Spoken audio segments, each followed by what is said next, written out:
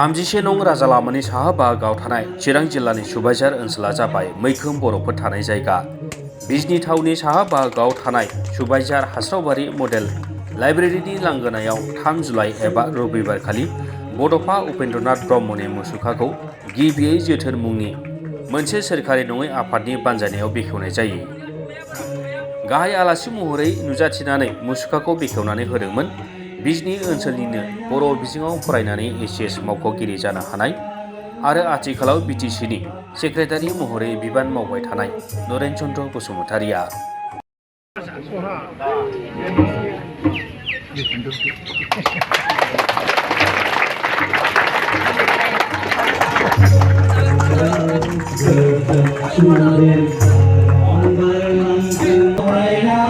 बड'फानि मुसुखा बेखेवनाय हाबाफारियाव नुजाथियो सुबाइझार बियाबनि MCLA प्रभात बसुमतारी, बिटिसिनि मिउजियाम आरो आर्किअल'जि बिफाननि CSD सुप्रिया ब्रह्म, बर' बाजार जौसिन फरायसालिनि गोरायुं खुंख्रा गयारिखौ लाफानानै ओनसोलनि गोबां मानगोनां सुबुंफोरा बड'फानि मुसुखा बेखेवनाय हाबाफारिजों लोब्बा लाखिनानै ओनसोलनि गोरों फरायसाफोरखौबो बरायनायजों लोगोसे मान बावो।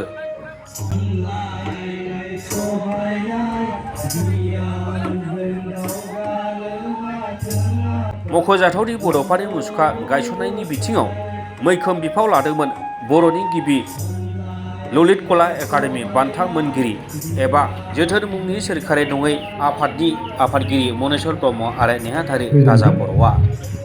मुसुखा बानायनायाव राङारि मदद होदोंमोन एसिएस मावख'गिरि नरेन चन्द्र बसुमतारिया। मुसुखा बेखेवनाय हाबाफारियाव ओनसोलनि गोबां रायजो राजा आरो फरायसाफोराबो बाहागो लायो।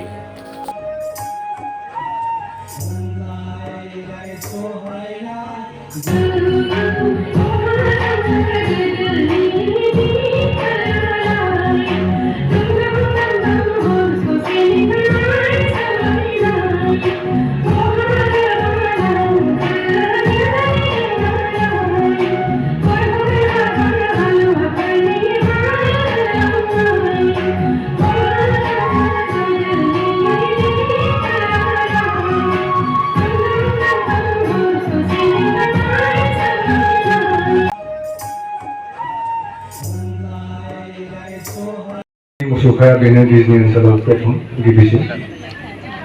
जों बिजनी ओनसोला जोबोद गोग्लैसोनाय बेकवार्ड ओनसोल होनना जों बयबो मिथिगौ। आं सासे सोरखारि बिफानारि जानानै आं सासे धोनि सुबुं नङा, नाथाय बे 27-28 बोसोर साख्रि मावनानै जोङो रांखान्थि जमा जानायफोरनिफ्राय बेबादि खेंदासे अनसुंथाइ बावनानै जाथिनि बयनिख्रुइबो देरसिन सासे सुबुं, जाय सुबुङा मुलुगाव जाफेरै नुफेरै सोरजिथाय जोंनि बे बर'फोरनि थाखाय होलांदों। बर'लेण्ड मुभमेन्ट, सेपारेट स्टेट आलादा रायजोनि आन्दलन खालामनायखौ दैदेननानै बर'फोरखौ मोनसे मुलुगाव सिनायजानाय गेदेमा हारि दानायनि जाय हाबाफारिजों बेखौ दैदेननानै बिथाङा दिनै बर'फोरखौ गिबि खेबनि Bodoland autonomous council 1993 2003 Bodoland territorial council आरो थामथि बर'फ्रा दिनै बड'लेण्ड टेरिटरियेल काउन्सिल एबा बड'लेण्ड टेरिटरियेल रिजन बे मोनसे गावखुंथाय भारत संबिजिरनि 6 शिड्युलाव कन्स्टिटिउसन एमेन्डमेन्ट खालामनानै मोनसे गावखुंथाय एरेन्जमेन्ट एडमिनिस्ट्रेटिभ एरेन्जमेन्ट खालामनो हाहोदों, जायनि गेजेरजों जों बर' राव हारिमु थुनलाइ जों जौगाखांनो थाखाय जोंनि बर' रावखौ भारत संबिजिरनि 9थि शिड्युलाव सोसननो हानायनि राहा खालामदों आरो गासैबो बर' सुबुंखौ साफ्रोमबो बर' फरायसाखौ जुगे जुगे जाहाथे जोंखौ इन्सपिरेसन होयो, थुलुंगा होयो। बिथांनि बे मुसुखाखौ नुब्लानो जोङो गोसो सिङाव जाखांफैयो, जोंखौ रिमाइन्ड खालामो जे जों गेरेमसा हारि दानायाव जौगासार हारिजों साफ्रोमबो सुबुङा साखा-फारा जानानै आवगायलांनांगौ। बिनिनो दिन्थि हिसाबै दिनै जोङो बे बिजनी ओनसोलनि सा-सोनाब बे सुबाइझार, बर' बाजार, फस्लाबारि, हास्रावबारि आरो हरिपारा ओनसोलनि सेन्ट्रेल प्लेसाव बे मुसुखाखौ गायसननाय जाबाय। बेनि थाखाय आं जोबोद गोजोननाय मोन्दों जे बड'फाया बर'फोरनि थाखाय जेसेबां कन्ट्रिबिउसन होलांदों बेखौ माब्लाबाबो बर' हारिया बावनो हानाय नङा आरो बिथांनि बे जिथु principle live and let live आरो बर' जातिखौ गेरेमसा खालामनायाव जिखिनि हाबाफारि आखायाव लानानै जों जौसे खौसेयै बर'फ्रा गासैबो आवगायलांनांगौ बे हाबाफारिखौ जों जाहाथे साफ्रोमबो बर' फिसाया गोसो गोरबोजों अनसायनानै जों आवगायलांनो हायो जोंना थांखिया दाबो जाफुंसाराखै बे थांखिखौ जाफुंसारनो बर'फोरखौ मोनसे स्टेबल मोनसे लेभेलाव एस्टाब्लिश खालामनो जाहाथे जों हायो बेनि थाखाय साफ्रोमबो जोंनि बर' फिसानि नाजाथाबनाय थाबाय थागोन आरो बिथांनि बे मुसुखाया जोंखौ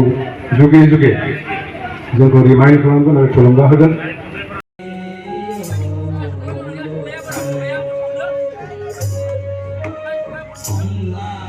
Hãy subscribe cho kênh Ghiền Mì